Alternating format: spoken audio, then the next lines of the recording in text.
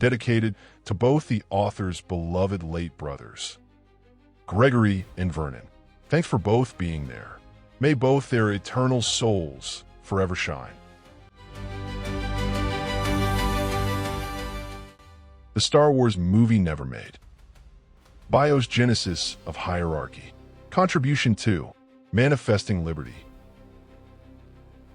In this second of the BIOS Genesis of Hierarchy video series, we'll continue to delve into something of profound implications, and you'll have the opportunity to learn how long it could take for visions to be made manifest.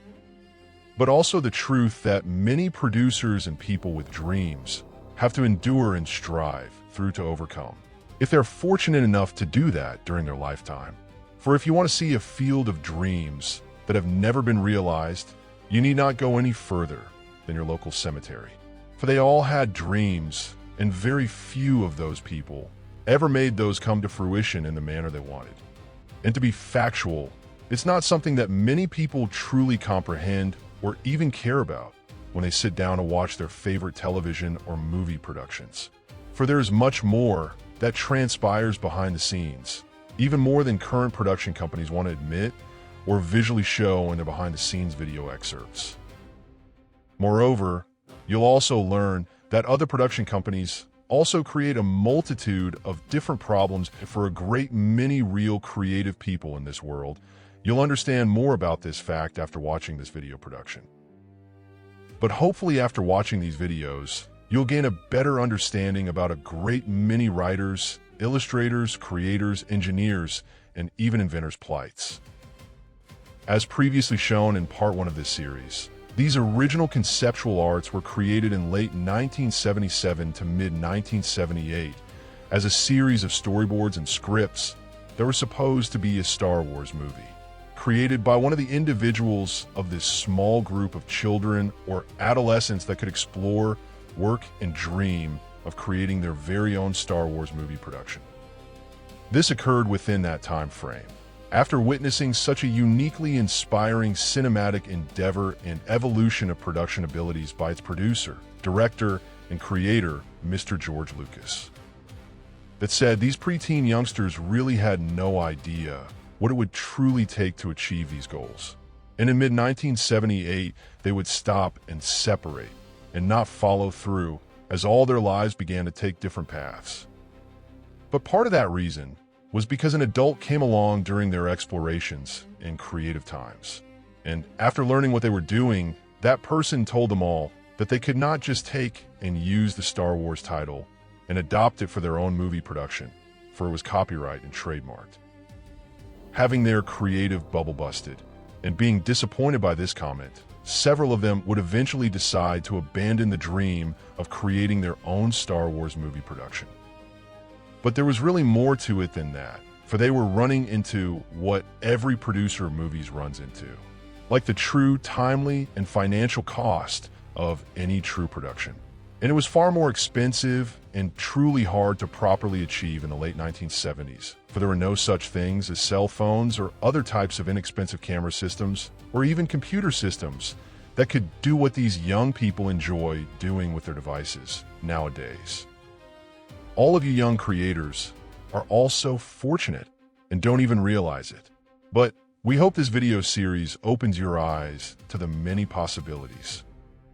Nevertheless, one of these youngsters from that group would come to realize what would be required much later in his life and took it upon himself to truly understand copyrights and intellectual property rights and how to attain those.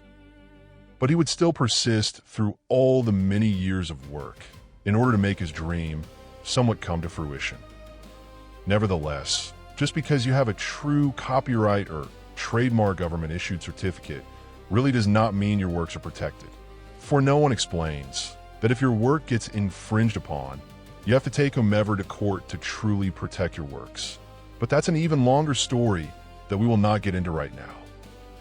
Anyways, he would also eventually go on to create something entirely different and unique, all on its own. But his first retitling of these 10 storyboards that evolved into comic book works from those Star Wars scripts of Water Wars into the Gravitron series was short-lived, for they evolved and continued to expand and gain a greater overall canon of its own. But even those later works eventually gained some local notoriety through a national mainstream media outlet. But even a Canadian broadcaster's attempt to help was misinterpreted and also misunderstood by the reporter conducting the interview, and much of that interview was not used in the final production cut that was publicly released. So they created a narrative that didn't quite fit the overall story, but they still did good work considering it was done for a radio show, and would place that body of works into genres that it was not meant to be placed into. After that, this creator decided to truly explain his investigative speculative fiction, told through the eyes of an adolescent artificial intelligence perspective body of works, and make those so unique that there would be no further misinterpretation about these innovative creations. In an attempt to have these works taken seriously as a different type of investigative speculative fiction series, and also in order to possibly have them produced in a collaborative manner. And eventually comprehending many years later that no matter what he attempted to do, let alone gain in the form of help or true production abilities with the help of others, this author and illustrator would continue on, never really knowing whether or not his works would gain the needed help that he required. So he strived on over all those years and gained much in those needed field of those many skill sets that would be required if he was to attempt and achieve this without anyone else's help. All to tell the tales of this Liberty AI and her many adolescent artificial intelligence perspective chroniclings. Anyhow, what you are about to witness is a slight viewing of the culmination of over 4 decades of inspired works that have finally led to the creation of the BIOS Wars universe, and is best articulated, even with some of the difficulties that he's had to endure and manage his way through, but is still best described in the manner you're about to visually see. Anyhow, we hope you enjoyed learning these many truths, and we hope you'll join us for the next in this series of unique mixed media Canadian content. Until then, we invite you to explore the many other videos that have been placed on our channels found on these video platforms of YouTube and Rumble. And don't forget, there's a difference between the real eco-guards and cosmic eco-guards found in these bodies of works. Anyways, let's move on to that informative video production.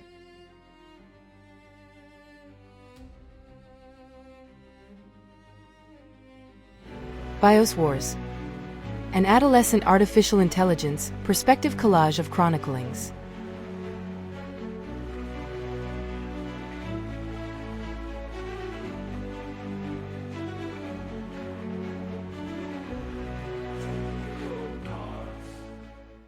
The BIOS Wars universe is an ambitious and expansive visual speculative fiction series, encompassing past published and unpublished artistic and literary creations, and extensive production storyboards, alongside the uniquely newer video productions.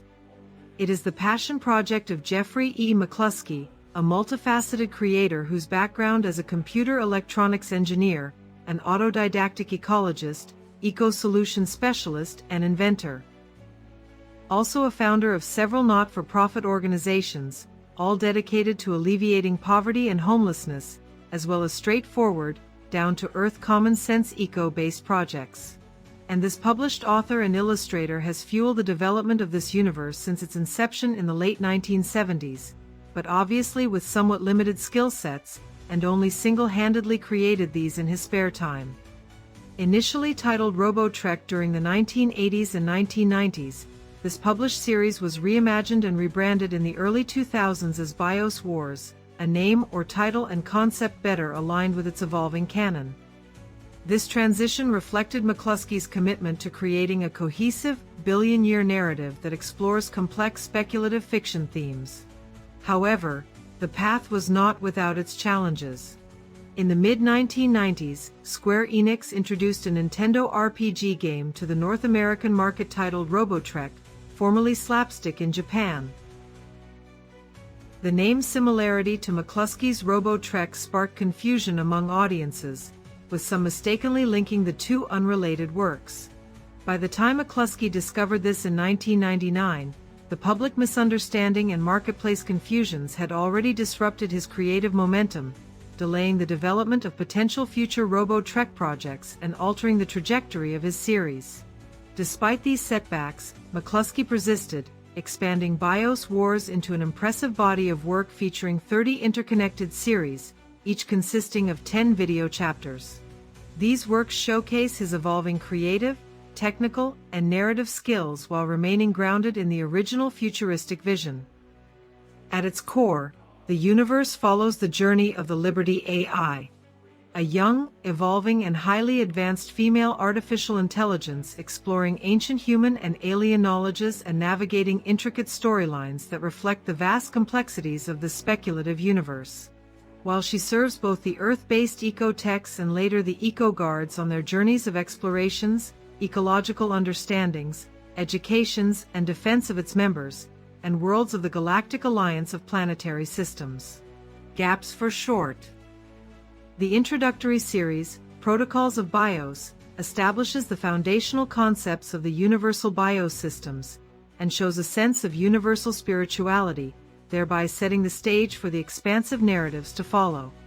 Additional series, some under the previous Robo-Trek body of works, and several prior titles like Water Wars, Gravitron, Impending Doom, Retribution Chronicles, and Defenders of Liberty, further expand the universe's depth, exploring different facets of its lore and geography.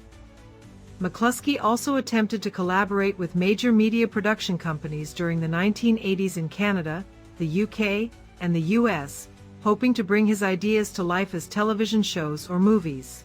Unfortunately, these attempts were met with rejections, and some companies later used many elements of his concepts, ships' designs, and production storyboards without acknowledgement.